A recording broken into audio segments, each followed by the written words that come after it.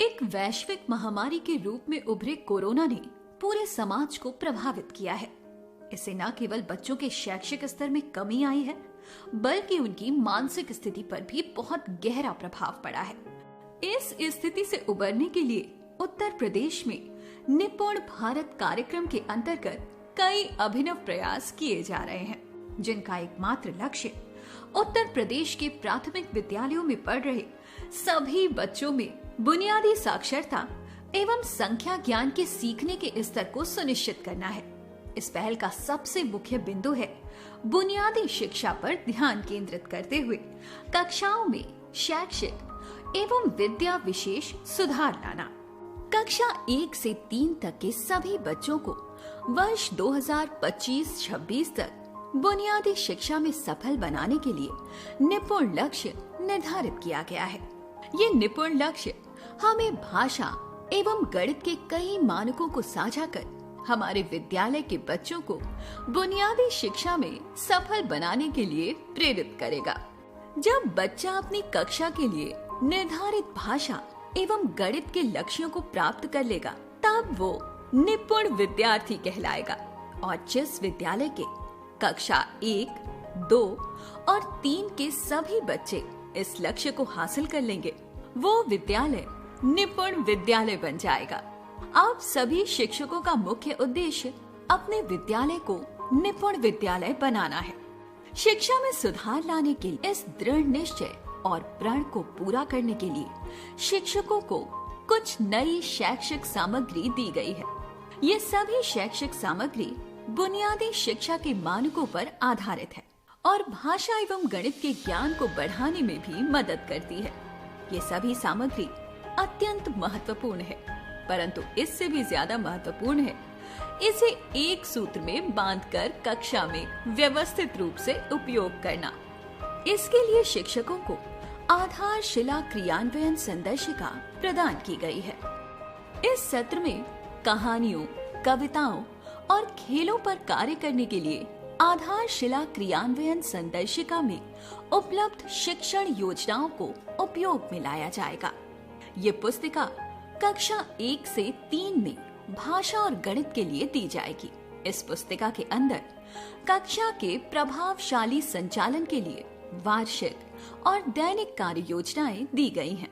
ये शिक्षण योजनाएं निपुण दक्षताओं पर आधारित होंगी और आपकी शिक्षण प्रक्रिया को मजबूत करेंगी एवं बच्चे इसमें दी गई गतिविधियों में सक्रिय रूप से हिस्सा ले पाएंगे।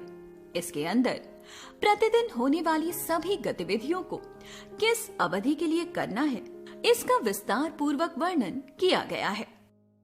पाठ्य पुस्तिका, कार्य पुस्तिका, प्रिंट रिच सामग्री और गणित किट को किस प्रकार से और किस दक्षता को हासिल करने के लिए इस्तेमाल करना है, इन सब का उल्लेख इस संदर्शिका में किया गया है।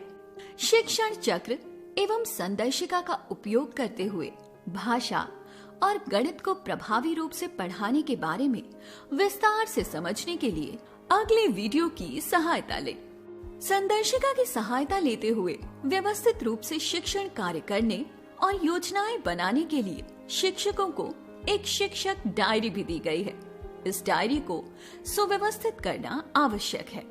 हमारे विद्यालयों में कक्षा की दीवारों पर निपुण सूची चस्पा होगी।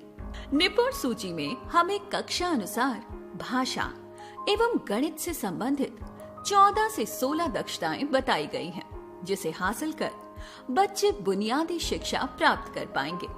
इन्हीं दक्षताओं के आधार पर साप्ताहिक एवं सावधिक आकलन भी कराए जाएंगे, जिसके परिणाम रिपोर्ट कार्ड के माध्यम से बच्चों के अभिभावकों के साथ भी साझा किए जाएंगे। निपुण सूची में दी गई दक्षताओं का आकलन हम निपुण तालिका से करेंगे। दी गई दक्षता के सापेक्ष हम अपनी कक्षा के बच्चों के नाम अंकित करेंगे। जिस दिन बच्चे एक दक्षता प्राप्त कर लेंगे, हम उनके नाम के आगे उस दिन की दिनांक अंकित कर लेंगे। यदि कक्षा में 30 से ज्यादा बच्चे हैं, तो हम इस तालिका के 2 पृष्ठ लगाएंगे। प्राथमिक कक्षाओं में व्यवस्थित शिक्षण के लिए पाठ्य पुस्तकों और कार्य पुस्तिकाओं का उपयोग किया जाता है।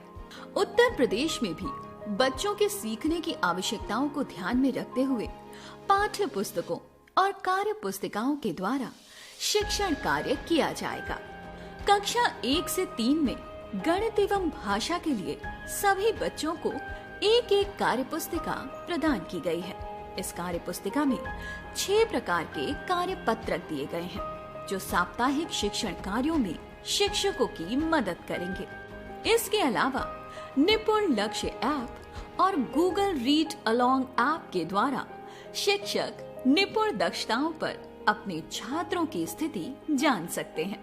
जैसे जैसे बच्चे इन ऐप के द्वारा अभ्यास करते हैं वो निपुण बनने की दिशा में आगे बढ़ते जाते हैं। इसके अलावा कुछ और TLM यानी टीचर्स लर्निंग मटेरियल भी विभाग द्वारा आपसे साझा किया जा रहा है। सबसे पहले हम अपनी कक्षाओं को प्रिंट रिच समृद्ध कक्षाओं में बदलेंगे। इस संबंध में आपको कक्षा 1 से 3 के लिए भाषा एवं गणित से संबंधित पोस्टर्स और चार्ट्स दिए गए हैं। इस प्रिंट रिच सामग्री में से कुछ सामग्री आप कक्षा की दीवारों पर चस्पा करेंगे और कुछ सामग्री से बच्चों के साथ खेल और गतिविधियां करेंगे। जैसे दंगल के चित्र पर राजू 2 वाक्य बोले या गिनती कार्ड को देखकर रिंकी गिनती बोले। ऐसी अभिनव गतिविधियां हमें लक्षित दक्षताएं हासिल करने में मदद करेंगी। दिए गए चार्ट बच्चों के परिवेश और वातावरण को ध्यान में रखकर बनाए गए हैं जिससे सभी बच्चे इन गतिविधियों में प्रतिभागी बन सकें। बुनियादी शिक्षा का एक अहम पहलू है बच्चे को खेल खेल में अवधारणाएं सिखाना। इसे ध्यान में रखते हुए बुनियादी शिक्षा से संबंधित गणितीय अवधारणाओं को बनाने के लिए हर कक्षा में एक गणित किट प्रदान की जा रही है। करेंसी यानी नोट से पैसे की समझ, लकड़ी से बने ठोस आकारों से वर्ग और आयत की पहचान जैसी गतिविधियों से हम बच्चों को गणित का ज्ञान दे पाएंगे। छात्रों की सर्वांगीण विकास के लिए इन सब के अलावा उन्हें एक अच्छा साहित्यिक वातावरण प्रदान करने के लिए प्रत्येक विद्यालय में पुस्तकों से सजी लाइब्रेरी के साथ साथ बैठकर पढ़ने के लिए रीडिंग कॉर्नर भी तैयार किया जा रहा है।